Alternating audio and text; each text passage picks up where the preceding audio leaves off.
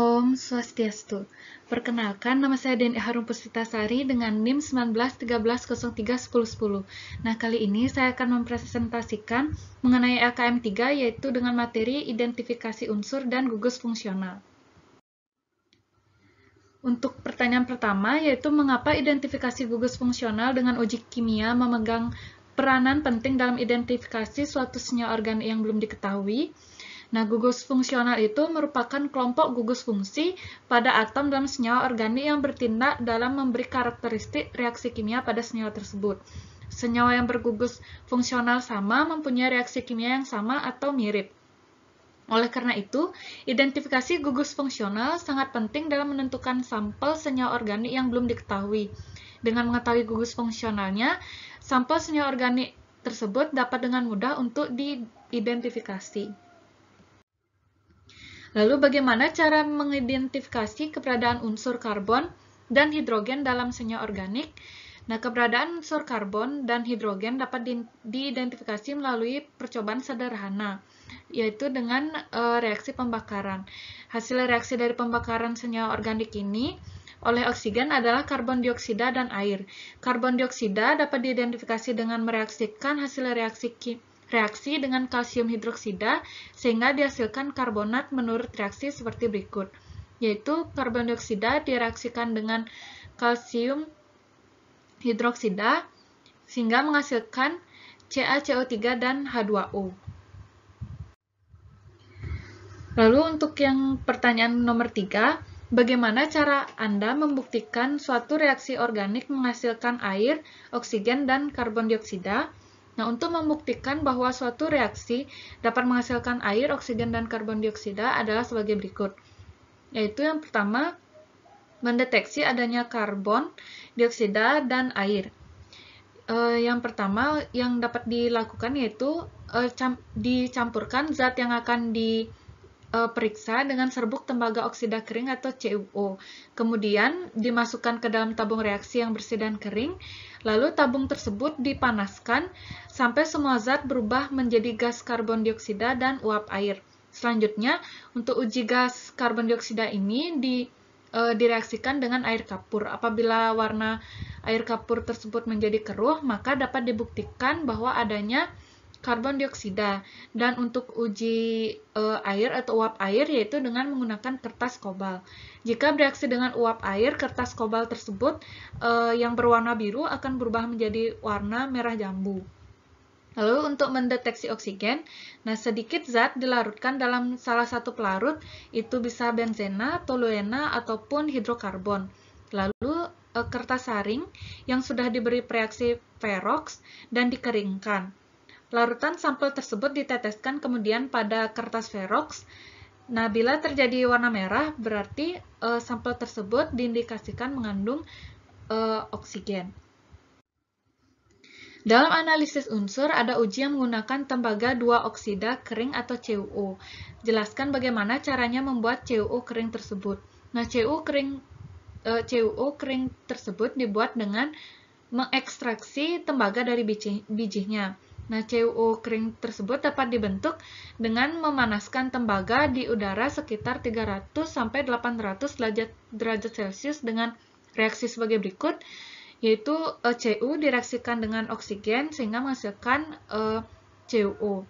Selain itu, dapat dibuat juga dengan cara memanaskan tembaga 2 nitrat, tembaga 2 hidroksida, atau tembaga 2 karbonat.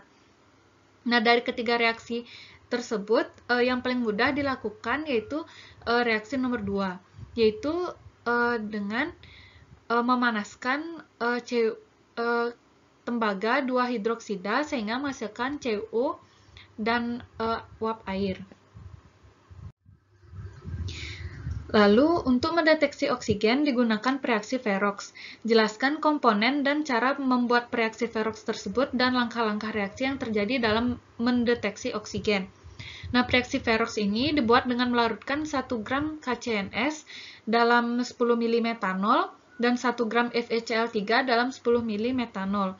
Nah, kedua larutan ini kemudian dicampur dan endapannya disaring. Filtrat ini mengandung senyawa kompleks Fe3 positif, FeCNS 6 kali -3. yang disebut sebagai reaksi Verox. Langkah-langkah dalam mendeteksi oksigen yaitu sebagai berikut.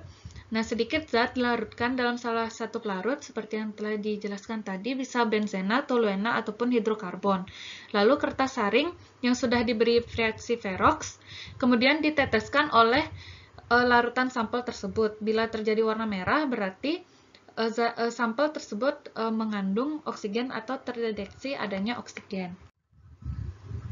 Pada uji deteksi larutan nitrogen menggunakan filtrat Lassane, jelaskan bagaimana cara membuat filtrat Lassane itu dan reaksi yang lengkap pada uji larutan nitrogen. Nah, pembuatan ekstrak natrium atau filtrat Lassane ini dapat dilakukan sebagai berikut, yaitu yang pertama zat organik yang akan diperiksa dimasukkan ke dalam tabung reaksi kecil, kemudian ditambahkan sepotong natrium, yaitu sebesar kacang kedelai yang dikeringkan dulu dengan kertas saring. Lalu kemudian dipanaskan agar semua reaksinya sempurna. Lalu kelebihan natrium tersebut dihilangkan dengan menambahkan etanol dan campuran dipanaskan lagi sampai merah membara. Isi tabung tersebut kemudian dilarutkan dengan aquades dengan cara memecahkan tabung tersebut. Larutan ini disebut filtrat Lassane atau ekstrak natrium yang selanjutnya digunakan untuk mendeteksi unsur belerang, nitrogen, dan halogen. Pada uji nitrogen, yaitu tambahkan kristal FeSO4 dalam filtrat peleburan Na, kemudian dipanaskan di atas lampu spiritus dengan reaksi sebagai berikut, yaitu Na2CO3 direaksikan dengan FeSO4 menghasilkan Na4FeCN6 kali. Kemudian tambahkan pada larutan HCl pekat dan ditambahkan larutan FeCl. Kemudian amati perubahan yang terjadi, yaitu dengan reaksi sebagai berikut, yang dimana dihasilkan yaitu warna biru persia. Kemudian untuk mengetahui keberadaan nitrogen, belerang, dan halogen menggunakan logam natrium, jelaskan mekanisme yang terjadi. Nah, umumnya, senyawa organik adalah senyawa kovalen yang tak larut dalam air. Untuk mengubahnya menjadi senyawa ionik yang dapat larut dalam air, digunakan logam natrium yang sangat reaktif dan dapat menyatu dengan senyawa organik. Nah, logam natrium tersebut didapatkan ekstraknya atau yang disebut juga Lassane. Logam natrium diekstrak terlebih dahulu sehingga menghasilkan filtrat Lassane. Untuk pengujian nitrogen, ditandai dengan terbentuknya warna hijau atau biru Prusia dalam senyawa. Pada percobaan di atas diuji pada putih telur atau albumin yang telah dicampur dalam filtrat peleburan Na. Penambahan besi sulfat bertujuan untuk membasahkan filtrat peleburan Na dan membentuk sodium ferrosianida.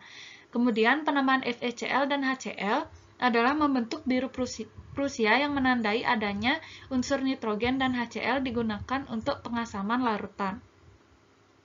Untuk uji belerang, uji adanya unsur belerang atau sulfur dengan mencampurkan CH3COOH dengan filtrat peleburan Na. Sama, yaitu sampelnya menggunakan putih telur. Lalu CH3COOH ini digunakan untuk mengasamkan filtrat peleburan logam Na. Kemudian ditambahkan Pb asetat yang untuk mendapatkan unsur belerang yang ditandai dengan larutan menjadi berwarna hitam. Uji adanya halogen digunakan kloroform yang direaksikan dengan logam Na dan menghasilkan filtrat peleburan Na yang ditambahkan dengan HNO3 encer. Fungsi penambahan HNO3 encer ini adalah untuk menguraikan natrium sianida dan natrium sulfida yang terbentuk dalam fusi. Ion sianida dan sulfida yang tidak terurai akan ikut bereaksi dengan dalam perak nitrat sehingga mengganggu pengujian. Nah, setelah penambahan HNO3 encer ini, ditambahkan pula sedikit AgNO3 yang berfungsi untuk mengendapkan unsur halogen yang terikat dengan ion perak, dan setiap unsur halogen akan memiliki warna yang khas.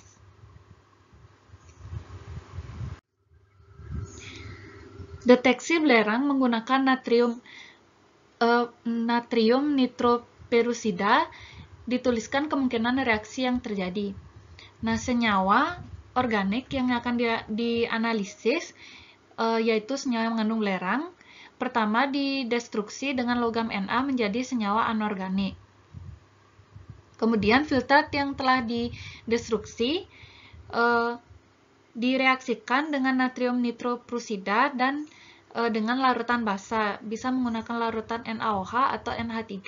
Kemudian akan dihasilkan warna ungu dengan reaksi sebagai berikut, yaitu Na2S direaksikan dengan Na2FeCN5 kali NO, sehingga menghasilkan natrium thionitroprussida yang berwarna violet atau ungu. Sampel yang mengandung N menggunakan garam MOR, dijelaskan mengapa menggunakan garam tersebut. Nah, garam MOR ini merupakan garam rangkap yang terdiri dari garam besi 2 sulfat dengan garam amonium sulfat berbentuk kristal monoklin dan hijau kebiru-biruan. Rumus garam MOR itu adalah FeNH42 kali SO42 kali 6H2O. Garam MOR ini digunakan dalam penentuan sampel yang mengandung N karena FeSO4 akan membentuk senyawa kompleks dengan unsur nitrogen, sehingga NH4 akan berikatan dengan natrium. Dengan terbentuknya senyawa kompleks tersebut, maka akan terbentuk suspensi yang berwarna biru prusian yang menandakan adanya nitrogen. Mendeteksi halogen menggunakan asam nitrat pekat, dapatkah diganti dengan asam yang lebih encer, dan jelaskan kemungkinan yang terjadi jika menggunakan asam-asam anorganik lainnya. Nah, penggunaan asam nitrat pekat dalam percobaan tersebut bertujuan untuk mengoksidasi senyawa organik yang digunakan ke keadaan oksidasi tertinggi senyawa tersebut. Dalam praktikum, senyawa asam nitrat digunakan sebagai reagen atau reaksi, jadi dapat digunakan untuk mereaksi senyawa organik dalam uji unsur halogen.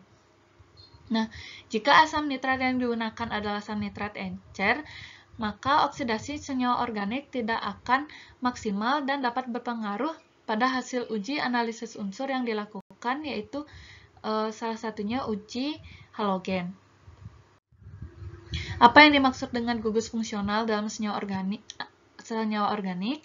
Gugus fungsional, yaitu dalam istilah dalam kimia organik, adalah kelompok gugus khusus pada atom dalam molekul yang bertindak dalam memberikan karakteristik reaksi kimia pada molekul tersebut. Senyawa yang memiliki gugus fungsional sama akan memiliki reaksi kimia yang sama atau mirip. Nah, jelaskan cara yang digunakan untuk mendeteksi ketidakjenuhan dalam suatu senyawa organik. Yang pertama dapat dilakukan dengan tes Bayer. Sedikit larutan dalam air atau alkohol atau zat cair ditambahkan larutan Bayer, yaitu larutan KMNO4 alkalis, tetes demi tetes sambil dikocok. Nah, bila warna larutan KMNO4 ini memudar, berarti positif adanya ikatan tidak jenuh. Kemudian dengan tes bromin. Larutkan sedikit zat dalam CCl4 dan tambahkan larutan 5% Br2 dalam CCl4, tetes demi tetes sambil dikocok. Bila warna larutan berubah menjadi tak berwarna, berarti positif adanya ikatan tidak jenuh. Jelaskan reaksi yang lengkap dalam mendeteksi senyawa aromatik dan alifatik. Yang pertama dengan menggunakan tes asap. Taruh sedikit senyawa pada spatula, kemudian panaskan pada nyala bunsen dalam lemari asam.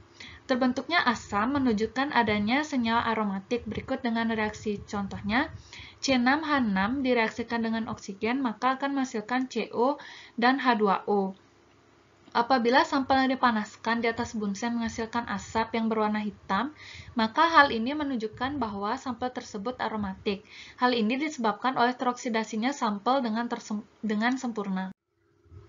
Jelaskan cara mendeteksi gugus hidroksi pada alkohol, gugus aldehid, gugus fenolat, gugus keton, ester, dan gugus nitro. Untuk gugus hidroksi pada alkohol itu dapat dilakukan dengan cara yang pertama, tes serat amonium nitrat. Nah, yang pertama caranya sedikit zat ditambahkan tetes demi tetes larutan serat amonium nitrat. Bila warna merah muncul, maka ini akan mengindikasikan adanya gugus hidroksi pada alkohol. Lalu yang kedua dengan tes asetil klorida. Sedikit zat ditambahkan 2-3 tetes asetil klorida akan dihasilkan gas. Nah, gas yang dihasilkan ini apabila didekatkan dengan larutan amonia pekat akan menghasilkan asap putih, yang mana ini akan mengindikasikan bahwa adanya gugus hidroksi. Yang kedua, mendeteksi gugus aldehid. Yang pertama dengan tes Vehling. Sebanyak 1 mili larutan Vehling A, yaitu larutan CuSO4 dalam asam asetat, dicampur dengan 1 mili larutan Vehling B, yaitu garam Rochelle dalam larutan NaOH. Kemudian, ditambahkan sedikit zat dan panaskan dalam penangas air. Bila warna biru larutan secara perlahan berubah menjadi endapan merah bata dari Cu2U, maka menunjukkan adanya gugus aldehida. Kemudian tes Tolen. Siapkan pereaksi Tolen, yaitu larutan AgNO3 ditambahkan tetes demi tetes larutan NaOH. Kemudian ditambahkan dengan larutan amonia berlebih sampai semua endapan larut. Tambahkan sedikit zat dan panaskan dalam penangas air. Terbentuknya cermin perak pada dinding tabung menunjukkan adanya gugus aldehida. Kemudian mendeteksi gugus fenolat. Yang pertama yaitu dengan tes veriklorida. Zat dilarutkan dalam alkohol, kemudian ditambahkan tetes demi tetes larutan FeCl3. Bila berubah warna menjadi ungu, biru, hijau, atau merah anggur, berarti positif adanya gugus fenol. Kemudian mendeteksi gugus keton. Dengan yang pertama itu tes DNP. Sedikit zat dilarutkan dalam HCl encer, kemudian ditambahkan larutan 2,4-dinitrofenilhidrazin. Kocok campuran tersebut, dan bila terjadi endapan, berarti positif adanya gugus keton. Kemudian dengan tes iodoform. Buat larutan iod dalam Ki, yaitu dengan 0,25 gram I2, 0,5 gram Ki dalam 2 ml air. Sedikit zat ditambahkan ke dalam 2 ml larutan NaOH 10%, kemudian ditambahkan sedikit demi sedikit larutan iod dalam Ki tersebut. Nah, bila positif adanya keton, maka warna coklat akan hilang dan terbentuk endapan iodoform yang berwarna kuning. Kemudian mendeteksi ester, yaitu dengan tes ferrihidroksamat. Zat dilarutkan dalam 0,5 ml larutan jenuh hidroksilamenihidroklorida dalam metanol, kemudian ditambahkan larutan KOH dalam metanol sampai bersifat basa. Kemudian campuran dipanaskan sampai mendidih. Kemudian didinginkan dan ditambahkan 1-2 tetes larutan FeCl3. Kemudian diasamkan dengan larutan HCl, dan bila terindikasi atau terdeteksi adanya ester, maka akan terjadi warna merah anggur. Kemudian mendeteksi gugus nitro, yaitu dengan tes merah biru. Sedikit zat ditambahkan asam nitrit. Nitroalkana primer dan sekunder akan membentuk turunan senyawa nitroso yang berwarna biru. Kemudian ditambahkan larutan NaOH. Bila nitroalkana primer akan berubah menjadi garam natrium yang berwarna merah, sedangkan nitroalkana sekunder tidak memberikan perubahan. Silahkan dicermati dan analisis metode yang digunakan dalam analisis kadar belerang pada batu bara yang termuat dalam jurnal berikut. Pemindaian sinar X, dispersif energi mikroskop elektron analisis atau SEM-EDAX. Nah, sampel batu bara dipasang pada cakram logam dan dilapisi dengan karbon untuk pemeriksaan SEM dengan Joule model JSM2 dilengkapi dengan EVOS, EG, dan G Ortek penganalisis sinar X dispersif energi. Mikroskopi elektron probe mikroanaliser optik. Mikroskop ini digunakan untuk melakukan pengukuran kuantitatif belerang organik dan logam. Kemudian, spektroskopi fotoelektron sinar X. Oksidasi suhu terprogram. Metode ini didasarkan pada konsep perbedaan reaktivitas sulfur, karbon, dan mineral spesies dapat dibuat dengan mengikuti evolusi SO, CO, dan kurva analisis termal diferensial selama pembakaran. Pengukuran suhu terprogram. Pengelompokan batu bara dengan pengurangan suhu terprogram ke H, es batu bara dipanaskan dalam campuran pelarut hidrogen dalam keberadaan katalis. Pada berbagai suhu puncak H, es terdeteksi yang mungkin berasal dari entitas organik yang berbeda dalam batu bara. Metode pirolisis titik Curie. Rentang massa spektrometer massa yang digunakan adalah 2 dan 220. Ruang pirolisis dan ekspansi chamber dipanaskan hingga 160 dan 200 derajat Celcius. Sekian penjelasan saya mengenai LKM3 ini, yaitu dengan materi identifikasi unsur dan gugus fungsional. Om Santi Santi Santi Santi Om.